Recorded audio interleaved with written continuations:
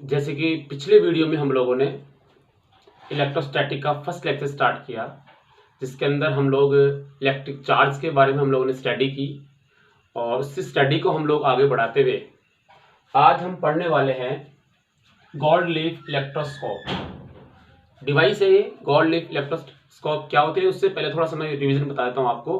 पिछले वीडियो में आपने जो देखा है उसमें आपने देखा कि आपके पास एक इलेक्ट्रिक चार्ज बेसिकली होता क्या है।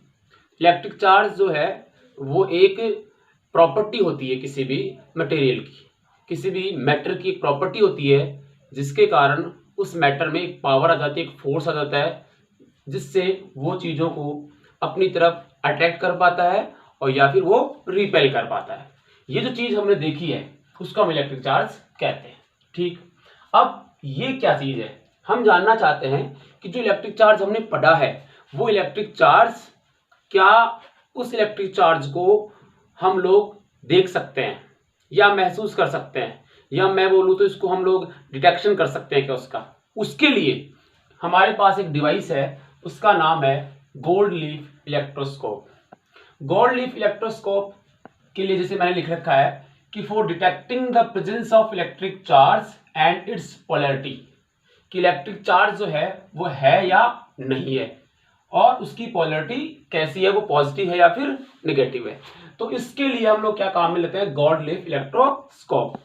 गोल्ड लीफ इलेक्ट्रोस्कोप क्या होता है, इसके डायग्राम को अगर हम देखें तो आपके पास एक ग्लास जार होता है, ये वाला एक आपके पास ग्लास जार है। ओके, यहाँ पे कॉर्क लगा हुआ है और ये जो आप देख रहे हैं ये इसको हम कहते हैं मेटल नोब। इस मेटल नोब के साथ में यहाँ पर एक मेटल रोड कनेक्टेड होती है, metal road, this is metal road. And इस मेटल रोड के एंड वाले हिस्से पे यहाँ दो गोल्ड लीफ कुछ इस प्रकार से लगी होती है। एक्चुअल में ये जो गोल्ड लीफ हैं वो कुछ ऐसे होती हैं, कुछ ऐसे, ये दोनों गोल्ड लीफ ऐसे होती हैं। उसके बाद प्रोसीजर के कारण ये कुछ ऐसे हो जाती हैं। वो कैसे होता है उसको देखिए। सपोज आपके पास एक चार्ज्ड बॉडी है, ये जो है आपकी वो क्या है, चार्ज्ड बॉडी। जब इस चार्ज बॉडी को हम लोग इस मेटल नोब के साथ में कांटेक्ट में लेके आते हैं, इसके साथ कांटेक्ट करवाते हैं, तो कांटेक्ट करवाने से ये जो मेटल है इसके थ्रू ये चार्ज ट्रांसफर होता है। ये चार्ज इस मेटल के थ्रू क्या होता है, ट्रांसफर होता है, और ट्रांसफर होने के बाद इन लीव्स के ऊपर आता है। ये पॉजिटिव चार्ज है, इस लीफ पे भी पॉजिटिव चार्ज होगा और इस लीफ पे भी पॉजिटिव चार्ज होगा। जब दोनों के बीच में पॉजिटिव चार्ज होगा तो हम लोग जानते हैं कि नेचर जब सेम होती है चार्जेस की, उस समय रिपल्सन होता है। इट मींस इन दोनों लीफ के बीच में क्या होगा, रिपल्सन। स्टार्टिंग में ये दोनों कैसे थे, ऐसे, जैसे ही चार्ज इनके अंदर आया और इनमें रिपेल हुई तो ये कुछ ऐसे हो गए। ओके, अब ये जो डिस्टेंस है दोनों के बीच की ये कितनी होगी, ये जो डिस्टेंस है वो डिपेंड करता है कि इनके पास कितना चार्ज है। तो यहां से जो चार्ज ट्रांसफर होके यहां पहुंचा है, इसके कारण ये दोनों क्या हुई हैं, दोनों एक दूसरे के अलग अलग हुई हैं। ओके, अब ये जो डिस्टेंस है वो किस पर डिपेंड करती है, ये डिस्टेंस डिपेंड करती है गिवन चार्ज पे। ये डिस्टेंस किस पे डिपेंड करती है, गिवन चार्ज पे। ओके, अगर ये दोनों दूर हुए हैं इसका मतलब ये हुआ कि यहाँ पे कोई ना कोई चार्ज है, ये डिटेक्शन हो गया चार्ज का, प्रेजेंस ऑफ इलेक्ट्रिक चार्ज, कि यहाँ कोई ना कोई क्या है, चार्ज है, सिंपल। अब पॉजिटिव है नेगेटिव है, तो हम लोगों ने अगर यहाँ पॉजिटिव चार्ज दिया है तो ये क्या है, पॉजिटिव, और अगर हमने यहाँ पे नेगेटिव चार्ज दिया है तो ये क्या होगा, नेगेटिव। बट ये जो डिस्टेंस है वो इस पर डिपेंड करता है। देखिए इस वाली कंडीशन में अगर हम यहाँ पे फिर से इसको पॉजिटिव चार्ज देते हैं तो वो पॉजिटिव चार्ज यहाँ आएगा, उसके कारण इसकी डिस्टेंस और इंक्रीज होगी, ये जो डिस्टेंस है वो और इंक्रीज हो जाएगी। बट अगर हम नेगेटिव चार्ज यहाँ देंगे इस कंडीशन के बाद तो ये डिस्टेंस वापस क्या होगी, कम होगी। तो ये डिस्टेंस भी इस पर डिपेंड करती है कि हम चार्ज कितना दे रहे हैं और कौन सी नेचर का दे रहे हैं, उससे समझ में आ जाएगा कि पोलैरिटी कैसी है, प्लस या माइनस। ठीक है, तो इससे हम डिटेक्शन कर लेते हैं। डिटेक्शन करने के लिए कोई जरूरी नहीं है कि हम गोल्ड लीफ इलेक्ट्रोस्कोप ही काम में लेते हैं। इसके अलावा हमारे पास वो आपका जो है गैल्वेनोमीटर भी होता है, और इसके अलावा जो है आपका एमीटर भी होता है, उससे भी हम लोग ऐसा कर सकते हैं। साथ ही ये जो गोल्ड लेफ इलेक्ट्रोस्कोप है, इसका जो यूज है, बेसिकली यूज इसका यही आता है कि हम लोग इलेक्ट्रिक चार्ज को जो है डिटेक्ट कर पाते हैं इसके थ्रू। तो ये आपका था गोल्ड लीफ इलेक्ट्रोस्कोप। ओके, अब ये हमने चार्ज का डिटेक्शन कर लिया।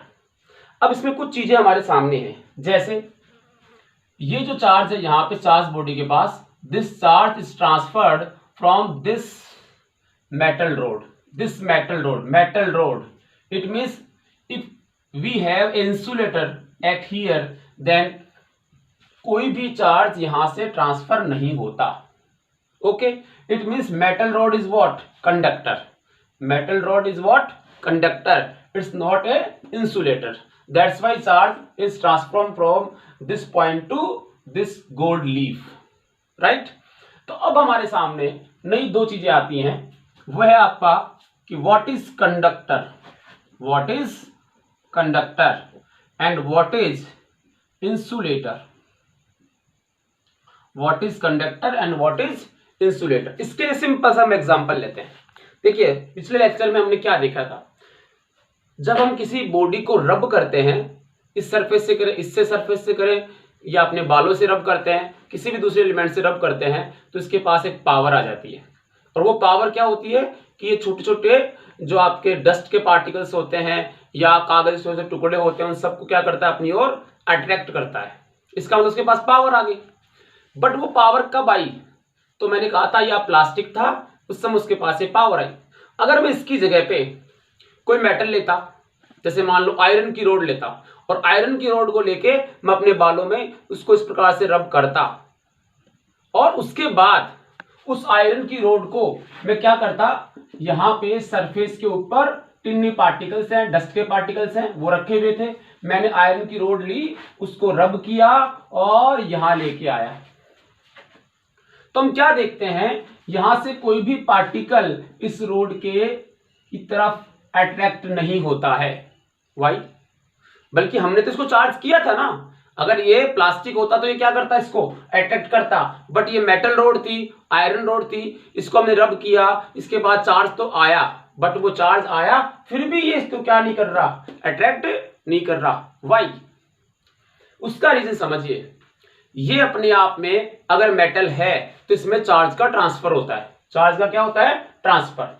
हमने अपने हैंड से इसको पकड़ रखा था, जिसके कारण हमारी जो बॉडी है वो एक कंडक्टर होती है, उसमें चार्ज इजी वे में ट्रांसफर हो सकते हैं। और हमारी बॉडी के थ्रू जितना भी चार्ज इसके पास आया, वो पूरा का पूरा चार्ज अर्थिंग हो गया, मीन्स ग्राउंड हो गया। वो पूरा चार्ज कहां चला गया?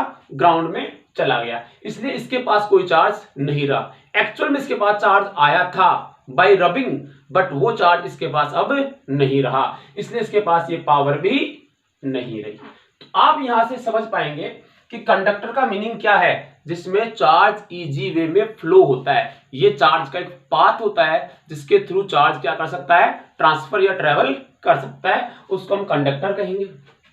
ठीक है, दूसरी बात और समझते हैं।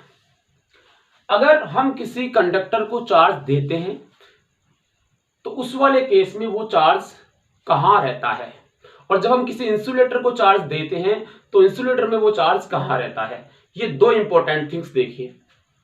सपोज इन दोनों को देखने के लिए इतना पता होना चाहिए कि अगर आपके पास चार्ज की नेचर अपोजिट है, उस वाले केस के अंदर इनमें क्या होता है? अट्रैक्शन। क्या होता है? अट्रैक्शन। और अगर दोनों की नेचर सेम है, उस वाले केस में इसमें क्या होता है? रिपल्सन। ये हमें पहले से पता है। अब आप सोचिए कि अगर मेरे पास एक स्फेयर है, क्या है? स्फेयर। और मान लीजिए ये स्फेयर है या कोई भी कॉपर का पार्टिकल है, मान लेता हूं। अब मैंने इसको चार्ज किया।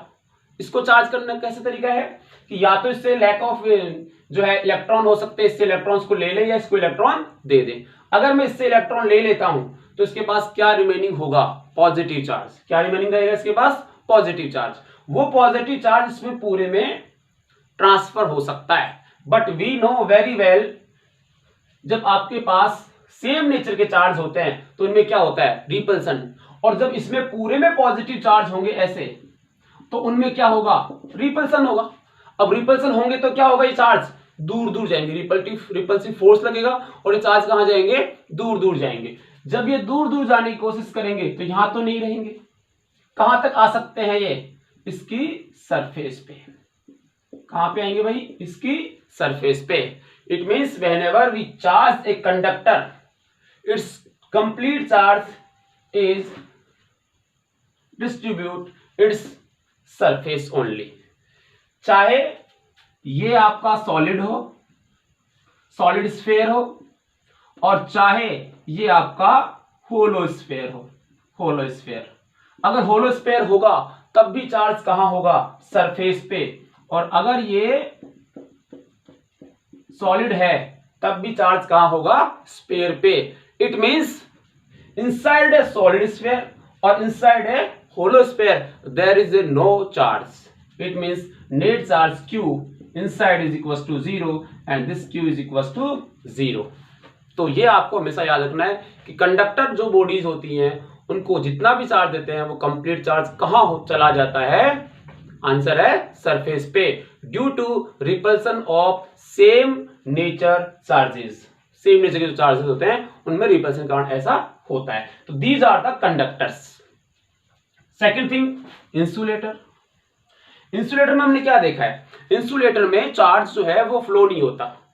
चार्ज कहां होता है, जहां आपने उसको चार्ज दिया है। मैंने इसको रब किया, रब करने से मेरे मान लो चार्ज यहां आया है, तो वो चार्ज यहीं रहेगा, वो चार्ज यहां से ट्रांसफर नहीं होगा। वो चार्ज जब यहां से ट्रांसफर नहीं होगा, अपनी ही जगह पे रहेगा, वो सब क्या है, इंसुलेटर है। हमारे सामने जो क्वेश्चंस आएंगे उनके अंदर जो चार्ज होगा इंसुलेटर पे, जैसे ये मान लो एक हमारे पास इंसुलेटर है, और अगर इंसुलेटर है तो इस पे चार्ज कहां होगा, जहां आपने इसको दिया है। ऐसे दिया है तो ये चार्ज ऐसे रहेगा। अगर यूनिफॉर्मली डिस्ट्रीब्यूट है ऑलरेडी, पहले से अगर इसमें यूनिफॉर्मली डिस्ट्रीब्यूटेड है तो वो यूनिफॉर्मली डिस्ट्रीब्यूटेड ही रहेगा, उसमें कोई चेंज नहीं आ सकता। जहां इसके पास है वो वहीं की वहीं रहेगा। It is insulator. इंसुलेटर में चार्ज का फ्लो नहीं होता है। Okay, so this is insulator. तो आप ये सब चीजें जो है अपनी कॉपी के अंदर पेन कॉपी लेके इसको पूरे कंप्लीट ऐसे कैसे आप उतार लें। आगे का जो टॉपिक है वो टॉपिक है हमारा मेथड ऑफ चार्जिंग, कि इनको चार्ज करते कैसे हैं। हमारे पास कितने टाइप्स के मेथड हैं, कितने टाइप्स हैं जिनसे हम लोग किसी भी बॉडी को चार्ज कर सकते हैं, तो उसको हम देखते हैं अभी जस्ट। तो अब हमारे पास हम मेथड ऑफ चार्जिंग स्टडी करते हैं। तो we have 3 method of charging. Number 1 is by the friction, by conduction, or we can say by contact,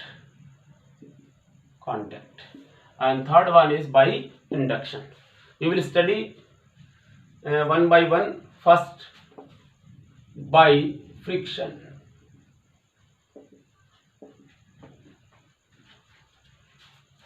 friction के बारे में हम पहले भी पढ़ चुके हैं। वही चीज है कि हम लोग जब भी किसी एक बॉडी को किसी दूसरी बॉडी से रब करते हैं, then few charges are transferred from one body to another body and heat is generated, and this electricity is known as friction electricity.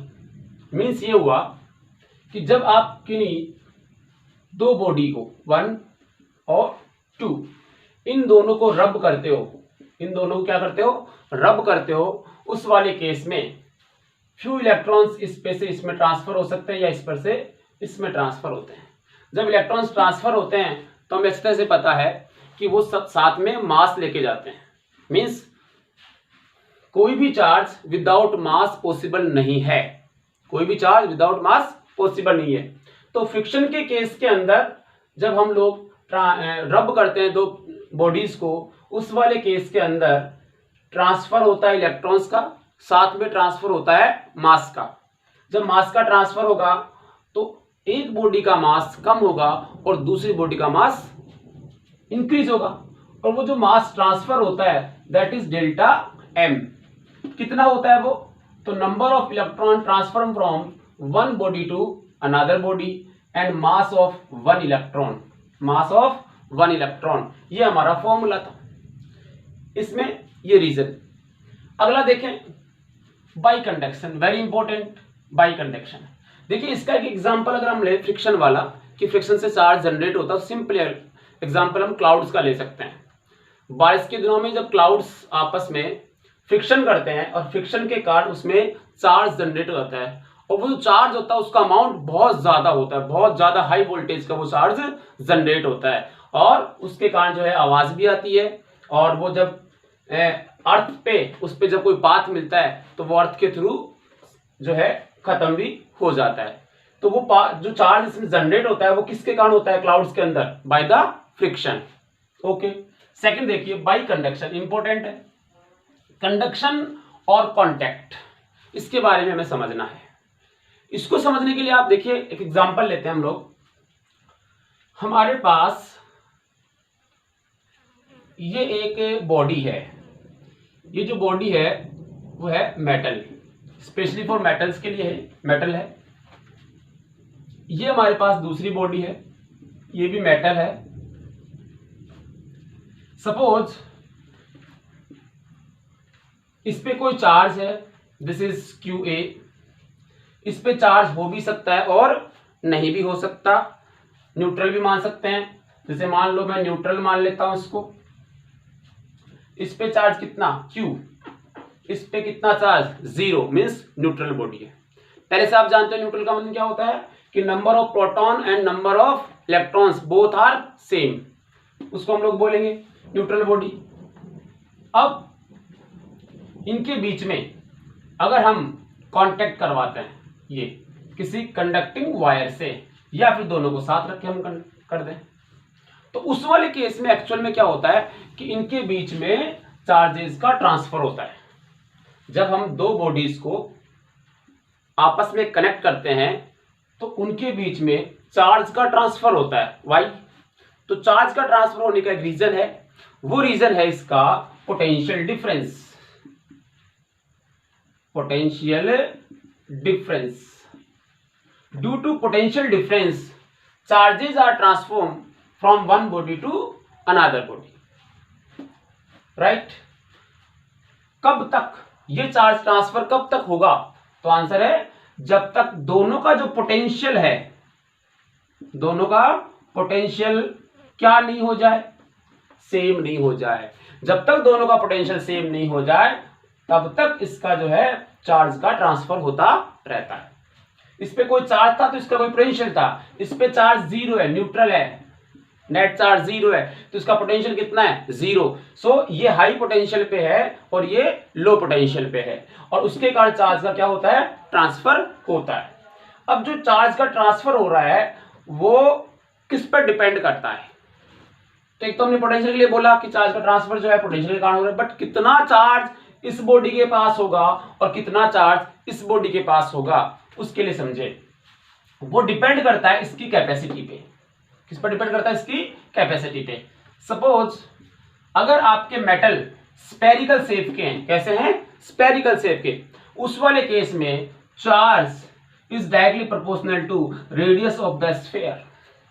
अगर आपके मेटल कैसे हैं? स्फेरिकल शेप के हैं, then charge is directly proportional to R. इन पे जो भी चार्ज होगा वो किस पर डिपेंड करता है? आर पे डिपेंड, इसकी रेडियस पर डिपेंड करता है। इट मींस इसकी बात करें, अगर हमारे पास एक के पास QA चार्ज हो और दूसरे के पास QB चार्ज हो, then QA upon QB is equal to RA upon RB। RA क्या है? इसकी रेडियस RA मान लेते हैं और इसकी रेडियस RB मान लेते हैं। तो हम ऐसे करके इसकी वैल्यूज निकाल सकते हैं। ठीक है, अब ये इंपॉर्टेंट इसलिए कि यहां से हम लोग कुछ न्यूमेरिकल क्वेश्चंस को सॉल्व करेंगे और हम जानने की कोशिश करेंगे कि इसके पास पहले Q चार्ज था, इस पे 0 था, बट कनेक्ट करने के बाद जब इनको दोबारा लग किया गया उस समय उनके पास चार्ज कितना रह गया, वो हमें निकालना है। तो उस चार्ज को निकालने के लिए मैं आपको एक फॉर्मूला बता देता हूं। वैसे हम चार्ज को उससे आपका जो है कंजर्वेशन भी पढ़ेंगे आगे जाके, उससे भी निकाल सकते हैं। यहां देखिए charge on A, charge on A is equals to charge of system into radius of A upon radius of A plus radius of B. This is QA is equals to Q system RA upon RA plus RB. This is the amount of charge at A, and QB charge on B is equals to Q system RB upon RA plus RB. Simple. देखिए system का charge क्या होता है उसको समझ लीजिए। This is system, in this system we have two sphere and we have two charges, this is Q and this is 0. So net charge of the system is Q plus 0, this is equals to Q. If we have charge on B is Q by 2, if and A have Q, then what is the Q system is equals to Q plus Q by 2. समझ में आ गई की बात कि system का charge हम कैसे निकालते हैं। हमारे पास सिस्टम में जो टोटल चार्ज है नेट चार्ज उसको ऐड करना होता है, वो सिस्टम का चार्ज हो जाता है। तो यहां सिस्टम का चार्ज लिखा जाता है और ये आपका इसका जो है रेडियस और ये आपका ये आ जाएगा। अब सोचिए अगर मैं कहूं if RA is equal to RB, it means दोनों के रेडियस क्या है सेम और दोनों सेम मेटल के बने हुए, तो इनको हम बोलते हैं आइडेंटिकल स्फीयर। क्या बोलते हैं इनको? Identical sphere. ये जो आइडेंटिकल स्फीयर हैं इस वाले केस के अंदर चार्ज को डायरेक्ट निकालना सीख जाओ। If RA is equal to RB means suppose this is equal to R, so QA is equals to QA is equals to Q system। इस पे कितना है Q, इस पे कितना था 0, सिस्टम का चार्ज कितना हुआ Q, तो सिस्टम का चार्ज कितना हुआ Q, right, into this RA is equals to R, this RA is equals to R, this RB is equals to also R, so this R plus R is equals to 2R, so R से R क्या होगा cancel, that's why Q by 2. So QA is equals to Q by 2. What is Q? Q is the system. System का जो charge है, means ये हुआ कि जब दोनों स्फीयर की रेडियस सेम है तो इनको जब टच करके अलग करेंगे उस वाले केस में दोनों में हाफ हाफ चार्ज आ जाएगा, सिस्टम का हाफ हाफ चार्ज। मैं इसको ऐसे भी लिख सकता हूं ना Q system by 2. If radius is same then charge on a particular sphere or each sphere is equals to Q system by 2. ये आ जाएगा इसका चार्ज। ओके, ये हम डायरेक्ट निकाल सकते हैं। अब देखिए इसके पास Q by 2 है, सिस्टम का कितना है Q टोटल, तो रिमेनिंग कितना होगा Q minus Q by 2। It means second वाले का भी कितना होगा Q by 2 ही होगा, बिकॉज Q by 2 इसका और Q by 2 इसका, टोटल कितना हो गया Q। तो हम लोग डायरेक्ट भी कह सकते हैं जो आ गया उसमें से सिस्टम में से इसको माइनस कर दो रिमेनिंग का आ जाएगा, या फिर हम ये कर सकते हैं दूसरे का निकालो यहां से सिस्टम का कितना Q और ये वैसे भी लिखा जाएगा R upon 2R, then R to R क्या हो जाएगा cancel, then Q by 2 again, then again Q by 2।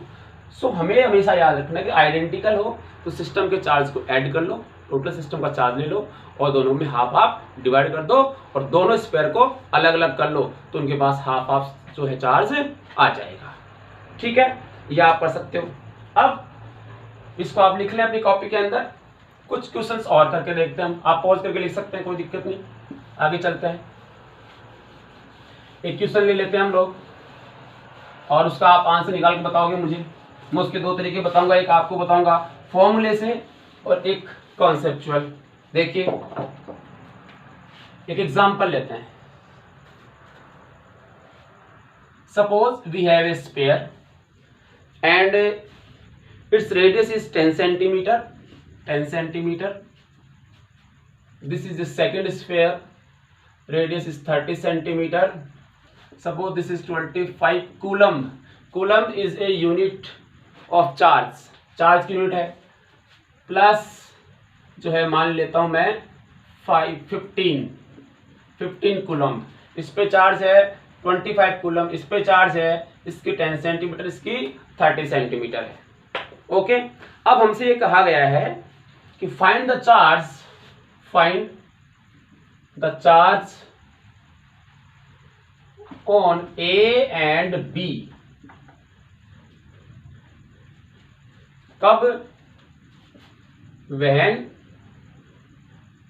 Connection established, जब इनको कनेक्ट किया गया उसके बाद इनमें ट्रांसफर हुआ चार्जेस का, फिर रुक गया चार्जेस का ट्रांसफर। अब इनको अलग कर लो या फिर कनेक्ट की कंडीशन में निकाल लो। उस वाले केस में ए और बी पे क्या निकालना है? चार्ज निकालना है। तो हमारा अगर फॉर्मूला है, आप पॉज करके सॉल्व करके देखें, मैं सॉल्व करवा रहा हूं, आप अपना आंसर निकाल लें। चलो, जैसे मान लो अगर हम फॉर्मूले से निकालते, charge on A is equal to Q system R A upon R A plus R B. So this is equal to Q system, how much the charge of the system, 25 plus 15 is equal to 40 total charge of the system. This is RA 10 centimeter. This is 10 centimeter plus 30 centimeter. So 40, 10 or 40 centimeter. Centimeter, 40 to 40, then 10 coulomb. 10 coulomb charge. 10 coulomb charge इसके पास रहेगा, ए के पास 10 coulomb. अब 10 coulomb charge तो ए के पास रह गया, total charge system का कितना था? 40, तो रिमेनिंग कितना हो गया? 30। रिमेनिंग कितना हो गया? 30। इसका मतलब इस पे कितना चार्ज हो जाएगा? 30। पहले कितना था? 15। कितना इंक्रीज हो गया? 15। किसने दिया? ए ने। किसको दिया? बी को। ये इसका मीनिंग होता है। तो हम लोग इसको समझ लें यहां से कि या तो हम लोग टोटल सिस्टम में से माइनस करके हम बता सकते हैं कि 30 कूलम चार्ज ऑन बी, और सेकंड तरीका क्या है? QB is equal to Q system radius of second upon total 40 to 40 then 30 coulomb. ये हमारा तरीका हो सकता है। तो ये इसका तरीका हुआ फॉर्मूले से। अब इसको कॉन्सेप्चुअली अगर हम देखें तो आप इसको उतार ले, मैं कॉन्सेप्चुअली बता देता हूं इसको, आप पॉज करके उतार ले इसको। ओके, चलो, आंसर याद हो गया हमें, 10 कूलम और 30 कूलम आंसर आएगा। ठीक है, तो 10 और 30 कूलम आंसर आएगा। देखिए, सपोज इनको हमने कनेक्ट किया, कनेक्ट करने के बाद क्या होगा? चार्जेस का ट्रांसफर होगा दोनों तरफ। जब चार्जेस का ट्रांसफर होगा और ट्रांसफर होकर चार्ज रुक जाएंगे। अब इसके पास कितना चार्ज है हमें नहीं पता, हमें नहीं पता इसके पास कितना चार्ज है। तो हम लोगों ने बचपन से क्या पढ़ा है, जो नहीं पता होता है तो x। सपोज इसके पास कितना चार्ज है? x। टोटल चार्ज कितना? 40। टोटल चार्ज कितना? 40। तो बताओ सेकंड के पास कितना बचेगा? 40 माइनस x। सेकंड के पास कितना बचेगा? 40 minus x, right. So this is the charge x। What? x is the charge on A। 40 minus x is also a charge on B। देन अगर हम डिवाइड करें, हमारा जो फॉर्मूला है Q directly proportional to radius, then this is Q and radius of sphere 1 is 10 centimeter upon 30 centimeter, right. So this is 30 and ये आपका हो जाएगा, इसको आप सॉल्व कर लोगे और सॉल्व करने पे ये आपका कैंसिल हो जाएगा। This is 3x is equals to 40 minus x. So 40 is equals to, this is 4x, then x is equals to 40 by 4, this is equals to 10 coulomb. So x की वैल्यू कितनी आई? 10 coulomb, और x हमने किस पे माना था? इस वाले पे। तो ये 10 कूलम आ गई। तो रिमेनिंग कितना हो गया? रिमेनिंग देखिए, ये अगर x था तो 40 माइनस x किस पे था? सेकंड वाले पे। सो 40 minus x is equal to 10 is equal to 30 coulomb. ये इसका सेकंड मेथड है। ठीक है, तो आप ऐसे क्वेश्चन को सॉल्व कर सकते हो। ये था इसका सेकंड मेथड, जो है कंडक्शन का। इसमें में कांटेक्ट करना जरूरी होता है, बिना कांटेक्ट जो है चार्ज नहीं हो सकता। एक बात और समझो, कांटेक्ट करने पे suppose this is the plus charge q, this is q is equals to 0. Now connect them. Then how much charge on A and B? When radius is same, then we know charge on each sphere is divided by 2 or same amount. So charge on A is q by 2 plus में, and charge on B is also q by 2 again किस में, plus में. अब देखिए आपका जो contact है या कंडक्शन है उसके अंदर चार्ज, जो दूसरी बॉडी चार्ज होती है वो सेम चार्ज से होती है. मींस ये अगर प्लस है तो दूसरी वाली भी कैसी चार्ज होगी, प्लस ही होगी. उस पर सेम पोलैरिटी का चार्ज आएगा, अपोजिट पोलैरिटी का चार्ज नहीं आएगा. क्लियर होगी बात, समझ में आ गई? चलो ठीक है, ये सब चीजें हो गई आपकी चार्जिंग बाय कंडक्शन. क्लियर. अब थर्ड वन हमारा रहता है, थर्ड वन देख लेते हैं अपन. तो चार्जिंग बाय कंडक्शन हमारा थर्ड जो है टाइप है, मेथड है.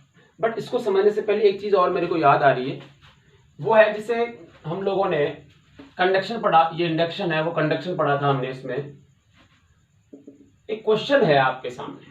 क्वेश्चन ये है कि क्या हम किसी चार्ज्ड बॉडी का कंप्लीट चार्ज किसी अनचार्ज्ड बॉडी को दे सकते हैं? कंप्लीट चार्ज, थोड़ा सा नहीं, कंप्लीट चार्ज. कोई भी बॉडी है वो कंप्लीटली चार्ज है, उसका कंप्लीट चार्ज हम किसी दूसरी अनचार्ज बॉडी को दे सकते हैं का? यस या नो? सोचो फटाफट, यस या नो. आंसर है यस. किसी भी चार्ज बॉडी का कंप्लीट चार्ज हम किसी दूसरी अनचार्ज बॉडी को दे सकते हैं. हाउ? आंसर यस लिखा. हाउ? सोचो थोड़ा सा आप. देखो ये कैसे पॉसिबल है, पॉसिबल है या नहीं है, तो उसका आंसर तो यस हो गया. पॉसिबल कैसे तो समझते हैं. Suppose we have a hollow sphere, charged hollow sphere.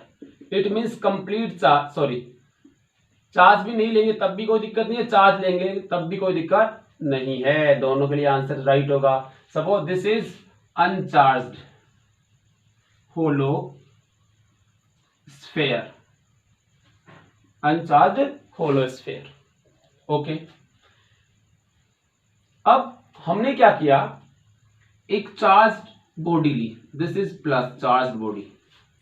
अगर हम इस चार्ज बॉडी को कैसे भी करके इस होलो स्फीयर में ऐसे यहां प्लेस कर दें, यहां प्लेस कर दिया हमने, और एक कंडक्टिंग वायर से इसको होलो स्फीयर से कनेक्ट कर दें, तो क्या होगा?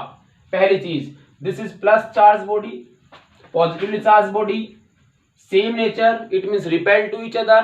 तो ये चार्ज कहां जाएंगे? कंडक्शन जो है, कंडक्टर है तो दूर जाने की कोशिश करेंगे, रिपेल होगा. रिपेल होंगे तो मैक्सिमम कितना डिस्टेंस पे आएंगे? पहले तो कहां पे आएंगे? इसकी सरफेस पे आएंगे.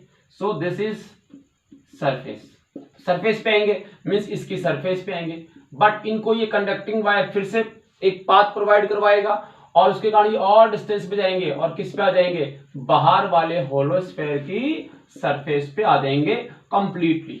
सो उस वाले केस के अंदर इसके अंदर जो है चार्ज की वैल्यू कितनी हो जाएगी? 0.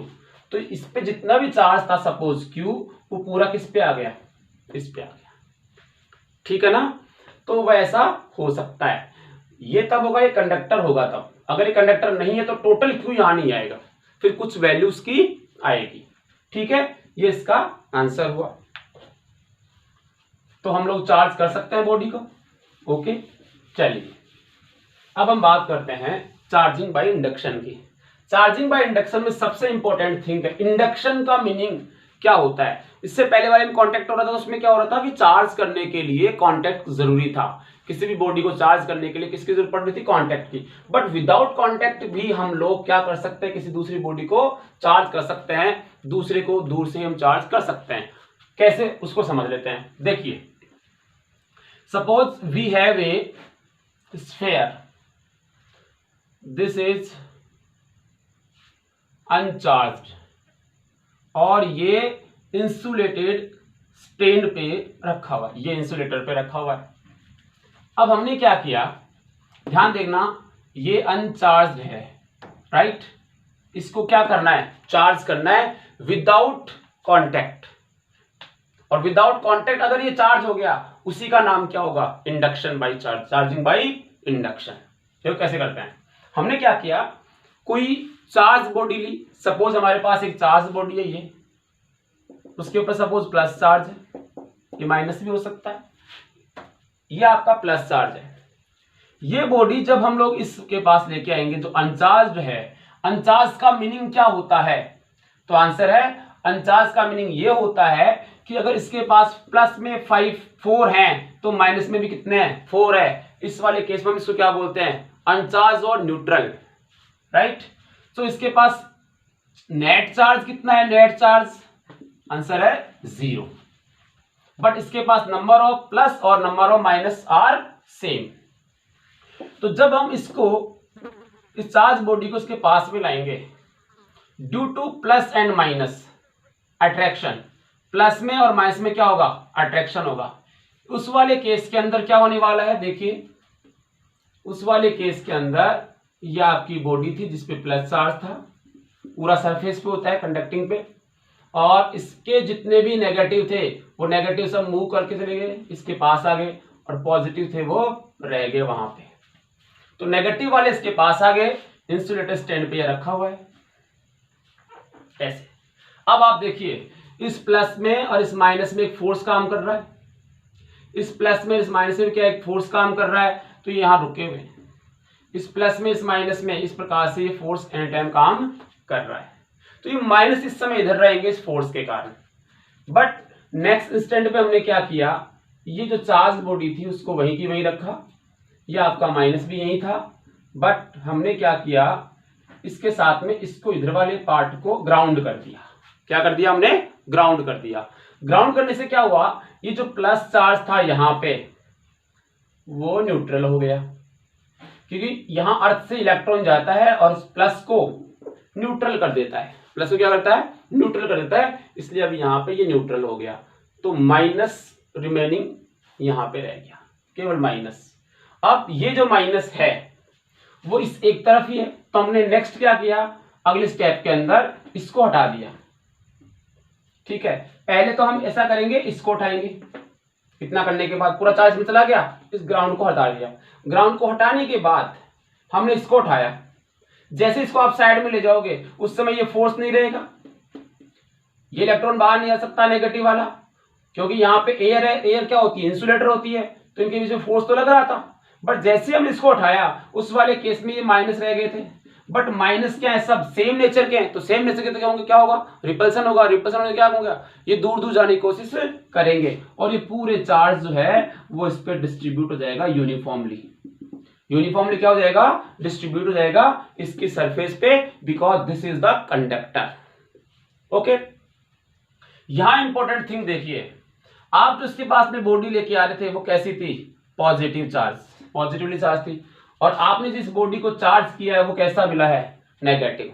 इट मींस अपोजिट पोलैरिटी का चार्ज लेके आना है तो हम कौन सा मेथड अप्लाई कर सकते हैं, इंडक्शन, और सेम पोलैरिटी का चार्ज लेके आना है तो हम कौन सा मेथड अप्लाई कर सकते हैं, कांटेक्ट और कंडक्शन। ओके, अब ये जो चार्ज पे आया है, सपोज क्यू डैश, इसके पास कितना चार्ज था, क्यू, इस पे कितना आ गया, क्यू डैश। इस क्यू डैश को हम कहते हैं induced charge. This is induced charge, right? And this induced charge is given by the equation q dash is equals to minus q 1 minus 1 by epsilon r. Q dash induced charge on this body is equals to minus q 1 minus 1 by epsilon r. This is new term for you, and this is known as dielectric constant. Dielectric constant, we will study about dielectric constant in next videos. अभी आप इसको याद रखिए, this is dielectric constant. Epsilon r की जो values होती हैं वो डिफरेंट होती हैं, एप्सिलॉन r 0 और एप्सिलॉन r इंफिनिटी। एप्सिलॉन आर जैसे मान लो 1 है, अगर वैल्यू 1 है तो वो किसके लिए होती है? वैक्यूम के लिए। आप आगे पढ़ोगे। एप्सिलॉन आर की वैल्यू इनफाइनाइट होती है किसके लिए? आंसर है कंडक्टर्स के लिए। किसके लिए? कंडक्टर्स के लिए। इसके बारे में स्टडी कर लोगे। This minus sign indicate this opposite polarity charge. ये अगर प्लस का है, ये माइनस का। If this is minus then this is plus, so this minus sign indicate these two things, plus and minus, opposite polarity. Epsilon R if 1 then 1 by 1 is equals to 1, then 1 minus 1 is equals to 0, then 0 is multiplied by q, 0, so q dash is equals to 0. It means when epsilon r is equals to 0, it means vacuum is created between two, then there is no charge induced on this particular sphere, uncharged body. इस पे कोई charge produce या induce नहीं होगा। उस समय इसकी value कितनी आएगी? 0, अगर ये वैक्यूम है तो। अगला देखिए, कंडक्टर के लिए एप्सिलॉन आर की वैल्यू कितनी होती है? इंपॉर्टेंट है, याद कर ले इस तरह से। किसी भी कंडक्टर के लिए एप्सिलॉन आर कितना होता है? 0, चाहे वो गोल्ड हो, चाहे वो सिल्वर हो, चाहे वो मेटल हो, या आपका आयरन हो, कुछ भी हो, सबके लिए एप्सिलॉन आर कितना होगा? Epsilon R is equal to infinite. So this is infinite, then this is infinite, so 1 by infinite is equals to 0, then 1 minus 0 is equals to 1, then q dash is equals to minus q. Means metals के लिए same amount का charge but opposite polarity का charge इस body पे आ जाता है। Same amount साथ में अपोजिट पोलैरिटी का चार्ज जो है इस बॉडी पे आ जाता है। ये पूरा जो प्रोसेस है वो है इंडक्शन का। कौन सा भाई? इंडक्शन का प्रोसेस है। सो ये आपका हो गया चार्जिंग बाय इंडक्शन। तो ये जो वीडियो है, नेक्स्ट वीडियो हम जल्दी लेके आएंगे। अगर ये वीडियो आपको अच्छा लगे तो इसको शेयर करें, सब्सक्राइब करें, अपने फ्रेंड्स के साथ भी इसको शेयर करें और बेल आइकन का जो बटन है उसको जरूर दबाएं। Thank you.